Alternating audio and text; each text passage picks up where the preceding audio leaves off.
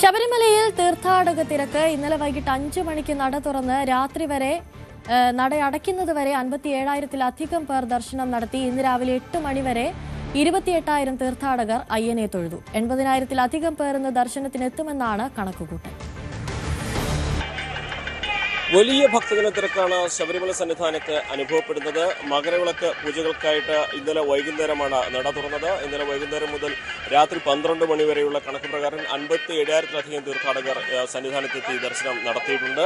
ഇന്ന് രാവിലെയും നട തുറന്നപ്പോൾ മുതൽ വലിയ തിരക്ക് അനുഭവപ്പെടുന്നു. മിനിറ്റിൽ ഏതാണ്ട് 60-നും 70-നും ഇടയ്ക്ക് തീർത്ഥാടകരെ 18-ാം പടി കയറ്റി വിടുന്നുണ്ട്.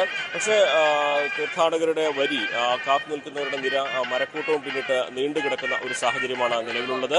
അതുകൊണ്ട് തന്നെ പമ്പയിൽ നിന്ന് ഊഴം വെച്ചാണ് തീർത്ഥാടകരെ കയറ്റിവിടുന്നത്. കൃത്യമായ ഇടവേളകൾ എടുത്തുകൊണ്ടാണ് തീർത്ഥാടകർ കയറ്റിവിടുന്നത്. സന്നിധാനത്ത് വലിയ തിരക്ക് അനുഭവപ്പെടാതിരിക്കാൻ ആണ് ഈ നിയന്ത്രണങ്ങൾ ഏർപ്പെടുത്തിയിരിക്കുന്നത്. പക്ഷേ ഇവിടെ എത്തുന്നവർക്ക് സുഗമമായിട്ട് ദർശനം നടത്തി മടങ്ങി പോകാനുള്ള ഒരു സാഹചര്യമുണ്ട്.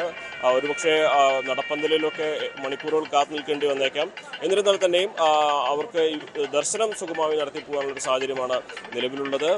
ഇനിയുള്ള ദിവസങ്ങളിലും വിർച്വൽ ക്യൂ ബുക്കിങ്ങും സ്പോട്ട് ബുക്കിങ്ങും ഒക്കെ ഏകദേശം 80,000 മുകളിലേക്ക് പോകുമെന്ന് തന്നെയാണ് അധികൃതരുടെ കണക്കൂട്ടൽ. അതൊരു പക്ഷേ 90,000-നടുത്ത് എത്താനുള്ള സാധ്യതയും തള്ളിക്കാനാകില്ല. അതുകൊണ്ട് തന്നെ വലിയ മുന്നൊരുക്കങ്ങളും ഇതിന്റെ ഭാഗമായിട്ട് സന്നിധാനത്ത് ഏർപ്പെടുത്തിയിട്ടുണ്ട്. വലിയ തിരക്ക് അനുഭവപ്പെടുന്ന ഒരു സാഹചര്യം തന്നെയാണ് സന്നിധാനത്ത് ഇപ്പോഴുള്ളത്. സന്നിധാനത്ത് നിന്നും CV അനുമോദ്, ന്യൂസ് 18.